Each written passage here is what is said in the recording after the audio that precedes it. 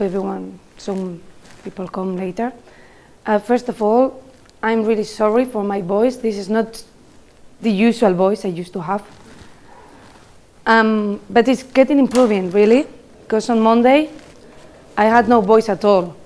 So these things are getting better. So my name is Alejandra. I work at Tecnalia. Tecnalia is a research center that we are located in Spain, very close to here, just 5 hours driving. You can take the car. It's a nice view, nice way. And I'm here to present a project that is being released now in Polarsys. It's called OpenCert. It's been a result from a research project and that we have been using. Now, it's up to you if you want to use it. We are actually continue using it. So, well, this is mainly one of the things I will talk, but let's go. So, what we do, we work with critical systems.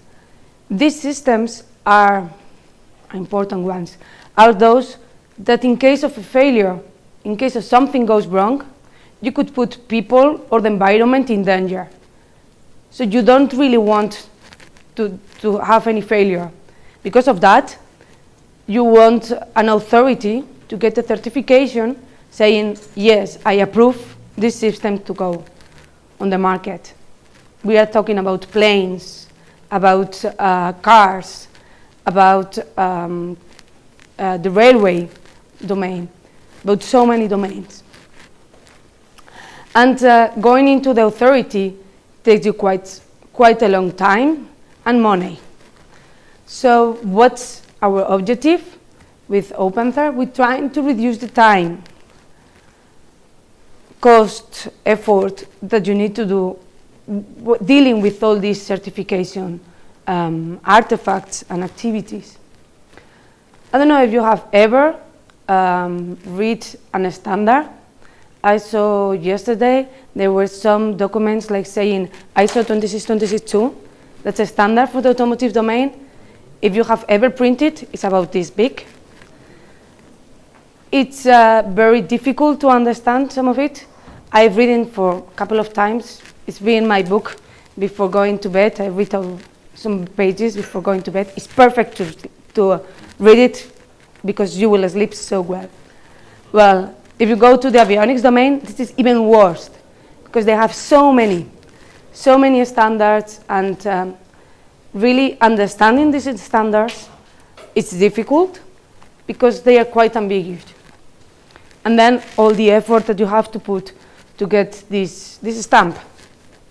I talked some time ago with some people from the avionics, and there was this joke that if they have to print all the documents that they need for certification, this will be as big as a plane. So that's quite a lot. So we're working on this. We're working on so many areas. So, but we will focus on OpenCert. We have focused on this, understanding the standards, working on what we say assurance project, assuring all the activities, and how this will have to deal with the supply chains. So what's our approach? We try to work in the idea of do it incrementally, evolutionary. What does that mean? Well, if we are working at software level, you will have to produce all the artifacts, all the evidences, and all you need at software level that later on will be integrated with your system and then with the whole product. Because the certificate, it goes on a whole product, on the whole plane, on the whole car, not just on one part. And we work with four main phases, just to sum up. So one is establish the assurance and compliance objectives. What do we have to comply with, which standards, which objectives, which requirements that this standard tell me. Then I have to prepare my evidences. What do I have to show? And later on we have this assurance case. How do I argument that my system is acceptably safe to operate under certain circumstances? And then prepare all my certification dossier, have everything packed and ready, so the authorities will say, yes, you are great. So what we want, we want to get a way to understand in an easy way the standards, because they are difficult to understand. When someone comes new in the team, haven't worked with the standards before, it takes quite a while to understand why they're doing this. So an engineer is doing some testing, and you say, well, you don't have to test only that your functionality will go well. You have to test that it's going to do only that and nothing else. So the way of thinking, it's a bit different. You also want to enable easier adaptation and reuse. So if you have done this work, you want to reuse as much as possible because it's so costly. And that is not an easy thing from the authority point of view. And a way to check your compliance in an easy way. So there is this safety manager that wants to say, well, I have a visit with the authority in next month. What do I have now? Well, we want to check that. And we have used this in a research project. We say, okay, we've done OpenCert, but we want to test ourselves if this thing actually works. So we have this Safe for That project. What was that? We wanted to create a new architecture for vehicles that will produce a generic way to have this fail operational feature, which is something that is done in the avionics domain, but in vehicles, it's not so easy. And in the automotive domain, we have a new standard. Well, not so new, because it's from 2011. It's the ISO 26262. Well, not many people understand the ISO yet. And the other thing is that as a proposal to solve this new architecture, it was proposed to have an adaptive system. Well, the ISO doesn't say anything about adaptive systems. You have to understand the ISO and say how it's going on. So you will need to make everyone understand the ISO in the same way. Your suppliers, everyone in your company. We want to provide a safety case for this generic adaptive mechanism, and get as much as this compliance dossier as possible for this. So we have this in mind. These were our main challenges, and say, let's go and use OpenCert to solve all this. So the first thing was standards modeling. Then we need to understand the ISO. I don't know, if you have read the ISO, this is the first page. It's very nice. It has like a V model over there. Well, you have the different parts there. So you have to comply with all these parts. If you read again the ISO, you have like this table of contents. This table of contents is from one of these parts. And we model into this. How can we go from one part to another part? Well, in the ISO, there is some areas which are called activities. And we have modeled them as these nice squares, which are activities and sub-activities. There is other things that it's said in the standard. Well, these are inputs to this clause. Okay, with modeling as artifacts with an arrow going inside the activity. There is other part that says work product. We also model them as these artifacts with the line going out of the activity. It looks quite easy to see this way. And then requirements. There is one part of the standard which asks for requirements. Well, inside each of the activities, we can go and include this requirement. Yeah. Then we have the ISO, okay? We have to do it just once. But per project that we will have to do, we will have to take this knowledge and adapt it for our specific project. this is what we say, that we do some tailoring. So in this case, we create the new assurance project, and we have all the parts of all the ISO included, and we just have to select which part really apply to us. So for example, this one, what's a requirement that you have to see, you have to make an impact analysis if you are taking something that has been done before and you want to make some modification.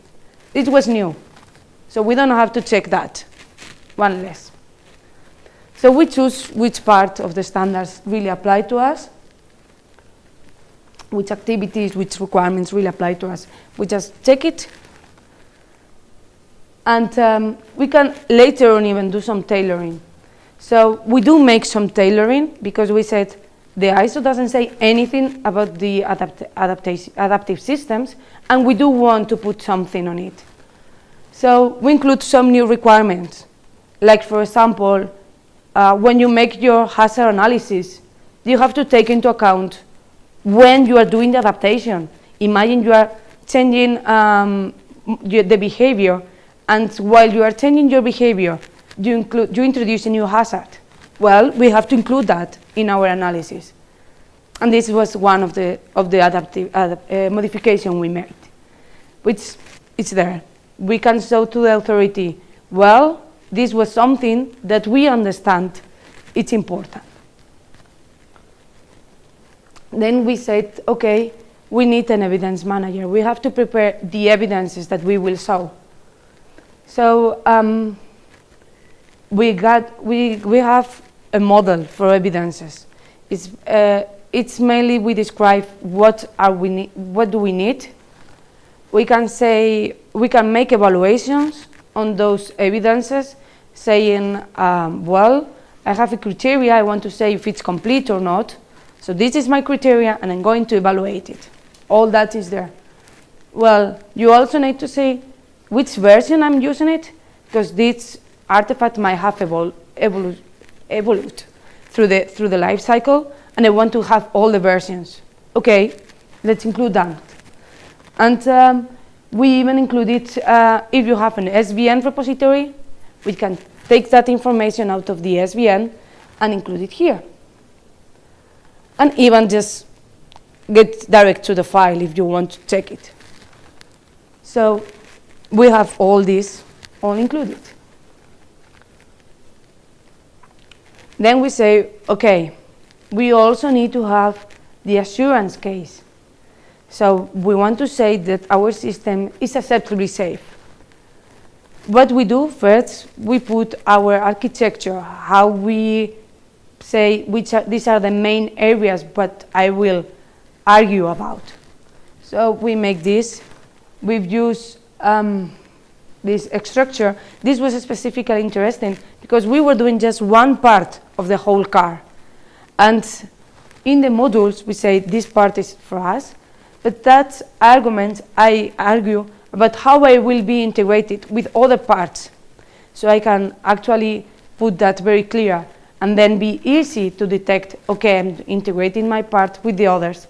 And I just have to check just this module because there it's about my environment. That's good. But actually, how I argue looks a bit big. This is just one part. It goes, but if I make it the complete things, you will not see anything. Oh, look like that. How we do this? There is an OMG standard that tells you how to make this structure, this assurance, how you should do it. It's called the Structured Assurance Case Method Model, SACM. Well, this is very nice, but what the industry asks, it asks you about get some graphics. And there are actually some graphic notations now. The one more spread is GSN. So we said, okay, let's have both. So we use the graphical notation, but behind that, we are very OMG aligned. And then we said, okay, this is very nice, but I want to say this artifact actually is complying with this part of the standard. And we have one thing which is called compliancy mappings. So we just have to check, well, this artifact that you were requesting in the standard, actually is this one that I've done. It's completely what you ask. So here we can say, yes, it will request everything that it was requested there. I have it here, just part of it. You can argue about all that. But we also have managers. And managers who want to know what you are doing at every time. So they have this nice view, saying it's nice because they have like a traffic light. It's okay, it's partial, it's not. So with this traffic light, they know, oh, we're going well. Lots of green, it's good. Oh, we're going red. This project is awful. Doesn't have anything. So you know more or less the status of compliance. And actually, from the manager point of view, they can also go access to the document and get why they are complying with one part or the others. So we got all these metrics, which are really nice.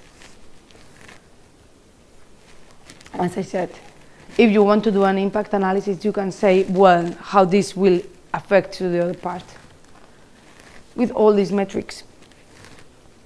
And they can see it everywhere, because this part, it's a web part. Okay, but we are in EclipseCon. So this is very nice, the tool is nice, but what's behind that? Well, behind this, we have quite a big thing. We make some big meta models, which are here. From there, we instantiate those meta models specifically for each of the standards. And then, for each of the projects, we instantiate the part of the standards that apply and linked with what we have done with one domain. So, quite a few things. For our meta models, big meta models, we call it CCL, Common Certification Language, because we can model all the domains. At least we have proved it with avionics, automotive, railway, and health. So what we do have, we have all of our data in a database connected with a CDO server. So all of our models are connected, can be accessed at any time by anyone, well, but anyone who has access.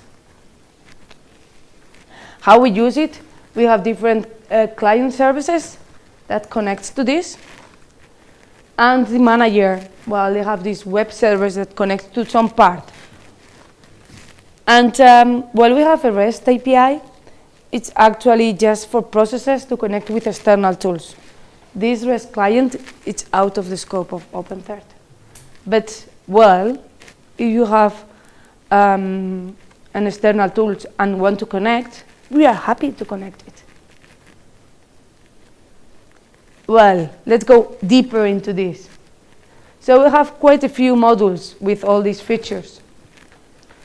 The data is here, that we store it with the different, this is the main part, with our main activity, main blocks from the backend part, and the client up there with lots of editors. So basically, we have the database and the CDO as our base. For our editors, we really like Eclipse with all these technologies. So we have EMF with all these tree views, GMF, we like graphics. Epsilon was very good to create all the codes. Xtext, yes, because you see those squares and circles, they were very nice, but the bad thing of assurance cases, which are graphical, is that, well, no one tells you not to write a bad argument if you, for example, don't have a nice language skills. To try to improve this, we use Xtext. Yeah, and all that is OpenCert, which is open source. It's being released in PolarSys. And above that, you can connect your tools. So let's go and see how it works.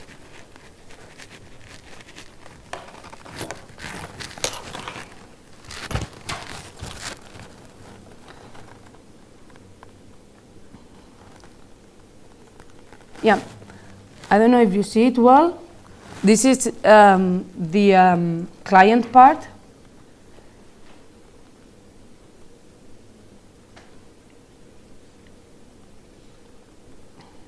So this is the ISO. So quite a few things around here. If you want to see some, well, we have the descriptions here, some requirements. We do have some requirements. So instead of just reading this big book of the ISO, it has around 1,000 pages. It's better just to see the picture. It's easier, just for a person just coming. And actually, when you go inside, to get all the data. So we have this new standard, and we want to create our new project. So we just go on File, New, Project, OpenCert, and we create a new assurance project. Here we can say we can generate part of our assurance case automatically. When we have the assurance case, we have to discuss about, is my system okay, the product? Have I do it with a nice process? So I'm not doing this just by chance. This one it's okay, but the next one I just repeat it. I don't know how it will end up. No, I have followed a process, and I have complied with the standard, and I am confident about that. Well, we are not able to do everything, but how you follow your processes, we can generate automatically. That's why we have here this part. Because if you have followed our process, you will justify in the same way. So we can have this. And then choose between your standards. In this case, we have the ISO. And here, choose which activities you want to comply with which activities, which requirements inside the activities, which artifacts actually you will work with, and then press finish. I will not press finish because it takes a while, because it's huge standard. But I will show you one. So this was the one that we used in Safe Adapt project. So this is the project. We actually associate the arguments, the evidences, everything to it.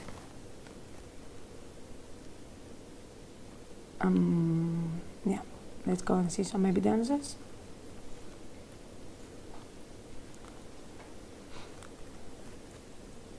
I think it's here. So we can get even what events were done. So if you have made some modifications, we actually get all the notification, everything that you have made to this. And we get which version it is. We can associate properties. In this case, we didn't. And get an evaluation. Someone who wants to make an evaluation, we can include it here. And sometimes I just want to go and see my my document. So it's here.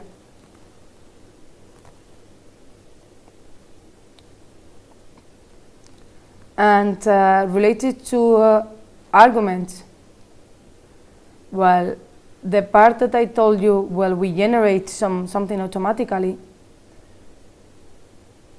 It's like that. So we have like, well, the concept phase has different phases. So what we do is a model transformation. We transform every activity into a claim, and every requirement also into a claim. And we say which artifact actually support that. So more or less, this one is something that you usually do. If you comply with the standard in the same way, you have this part. But that's not enough. You have to say that your system, it's safe. So what we do is we do also argumentation from the technical point of view. And here, you sometimes say, okay, but I don't know how to start with. Well, there are some arguments patterns. That is the best practices you could use. And this is so nice because I just have to choose one, go here, drag and drop.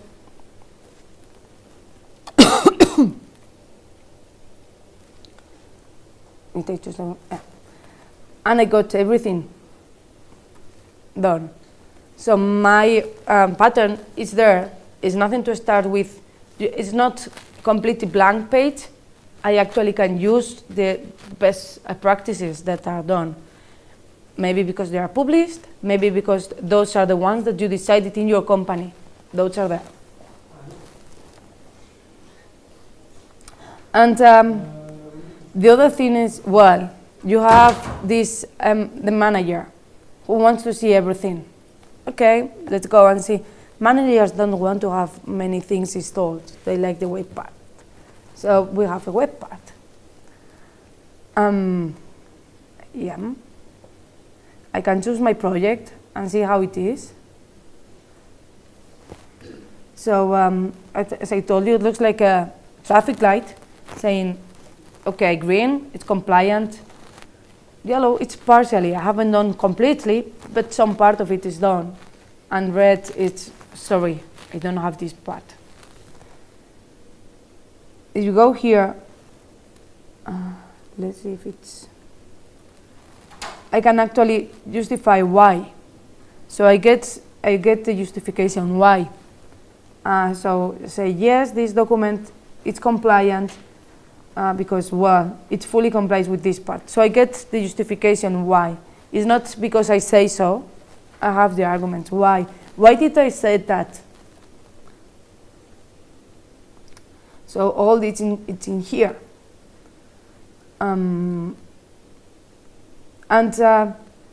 Well, sometimes, you know, your boss loves having all these documents in a nice report.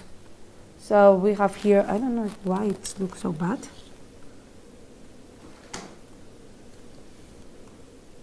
Yeah, now it looks better. So I can say, well, export all this report into a Word document so I can send it to my boss and he will know that I did it really, really well. So yeah, I have this nice with all the information there. It's automatically generated. So your work gets a bit easier. So basically, this is everything I wanted to say. If you have any questions, please let me know.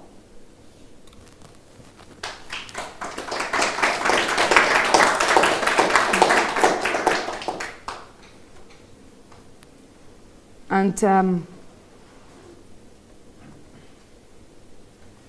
do not forget to say +1. Okay? Yeah. Which part of your tool is actually open? So are the models that you create for specific standards also? No, the models for the standards are not. The rest, it's open.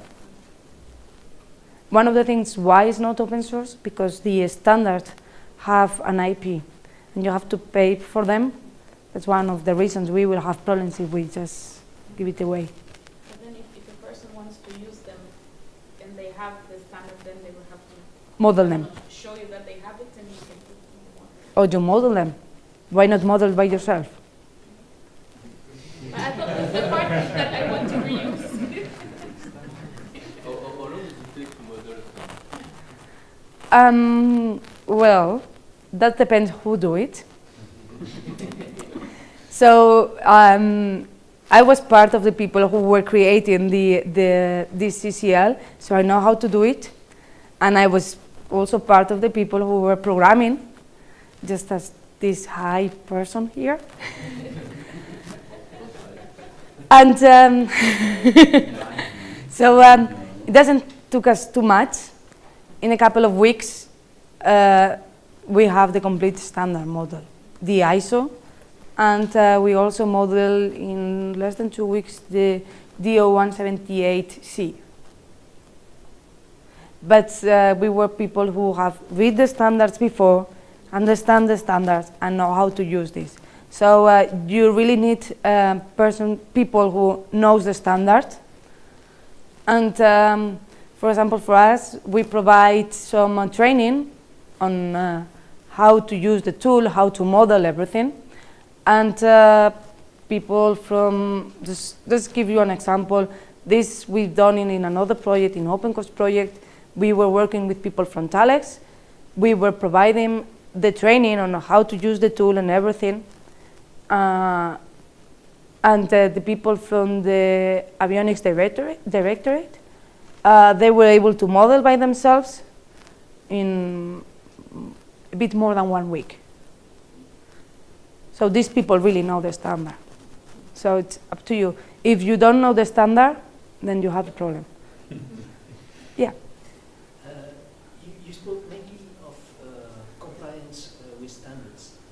I work for the nuclear industry, where compliance to standards is just the beginning of the safety case. We have to also make a direct, what we call goal-based justification and vulnerability analysis. So does your tool, would your tool support, I would say, other aspects than just standard compliance? Yeah, so for example, one of the things to resolve that will just put more effort on your assurance case, because you have your goals and you have to justify how you comply with your goals. Mm-hmm. So with that, you can do that. The ISO, it's considered to be one of these goal-based standards. So they didn't told you which technique you have to do to be sure, but actually that you have to define which are your safety goals and to verify them. But we haven't tried anything in the nuclear domain. So I think it's possible, but I have never tried. So because once you have the claim, usually there is a very long distance between the claim and the evidences. And so there is a quite complex. That's why we push for this assurance, for this argumentation, because when you have it in a graphical way, and you say, well, my big claim is I have identified the hazards and I have mitigated them. Then I say, well, what do I have to say to support that I have done that? Well, I have argued about this hazard, I have identified it, yes, I make this election on the architecture. I don't know, for example, I choose to have a partition to be sure that I will isolate my faults. Then I will say, well, how I know that I have isolated my faults? Well, I've done this test, you follow all this, and you have it graphically saying, yes, to have this claim, I have decomposed into these subclaims, which I have decomposed into this. These evidences actually support this claim. So I can say, yes, I've done this. So basically, you will do it that way. And so can you navigate? Because Because Yeah, of course, you can navigate. because I'm not a good friend of graphical things because sometimes they are completely unreadable. Yeah, you can navigate through them. You can get it into XML if you want to have it textually. I do recommend to have it graphically, but that's my personal point of view. But yes, we can navigate through all this, and you can, in order to understand it better, you can encapsulate some part of this in an argument module. So you can say, well, everything that deals with that topic, I will put it into this module. So then you just have to go through the modules and check all this. And we do provide this visibility. And last question, can you interface with the engineering database? Yes and not. Because if I take a small example, there are plenty of what we call smart instruments, smart devices, smart sensors, smart actuators, and each of them need to be qualified or certified. And so if you forget to provide a justification for one of them, it's very bad. Yeah. And so your safety case needs to have Everything. a kind of check that everything in the design has been justified. So everything in the design, that's, well, what we do have in the metrics.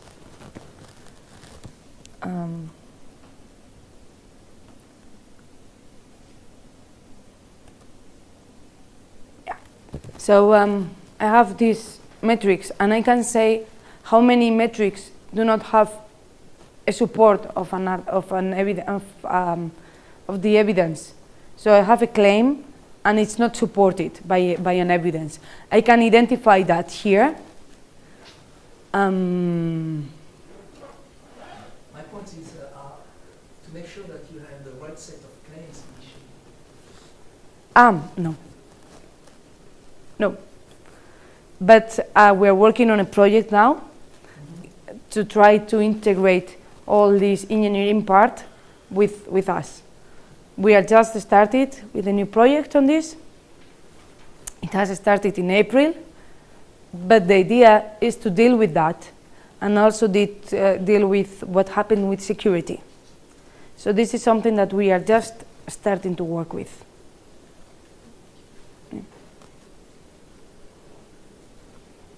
Anything else?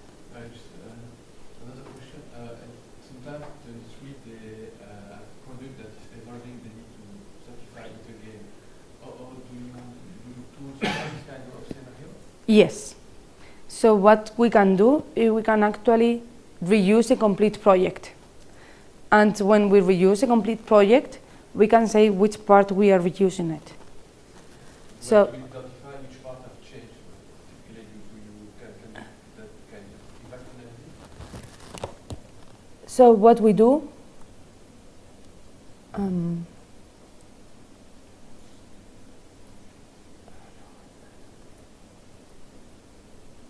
you have to create a new project, and then I think when you have the new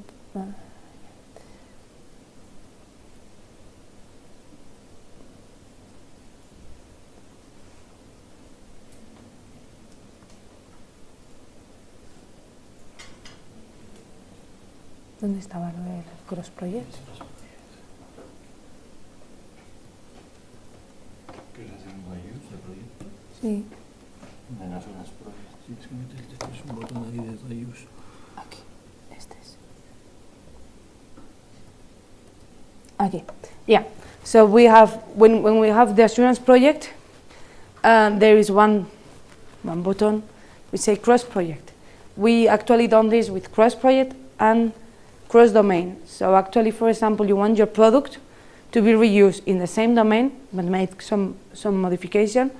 Or sometimes, this is actually not very usually, but from the research point of view, it's really interesting. You want your product to be reused in another domain. Depending on what you have, this is what's your product. This is really interesting for your market. Imagine you have a communication library or an operative system. This is something that you really wanted to reuse it in different domains. So when you say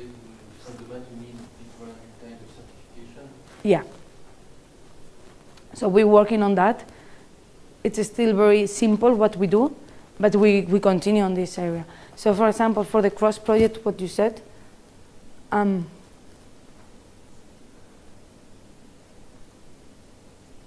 so what we decide is which are the main standards that we have. So what's our baseline? Our baseline is which part of the standard to apply to me, what I plan to do.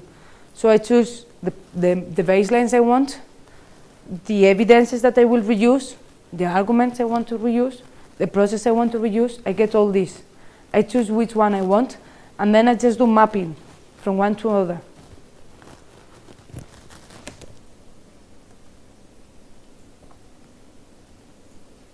Choose the source. Understand? The source for it. Use the search button. Yeah. Choose the source, the project you want to reuse. Okay. Yeah. And now you can reuse that part in your new project. It takes quite a while. This is out of the demo. It really takes quite a while because the part of argumentation, it's quite huge because we actually get not only the data but also the graphics and where you put it in a nice way. So it takes a while. Also, the baseline is quite big. Yeah, I don't know if how long, because we haven't used this. We can try that because this database I'm using it is just for demos, so it doesn't have much information. I can show you something that we actually have done. The CDO repository you have locally? Yeah. Yes. In this case, yeah. In this case, yes, because we weren't sure that we will have internet connection, just in case.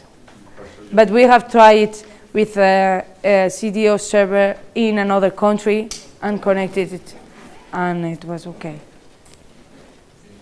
But yeah, we are able to do this. Yeah, I think we can go to have lunch.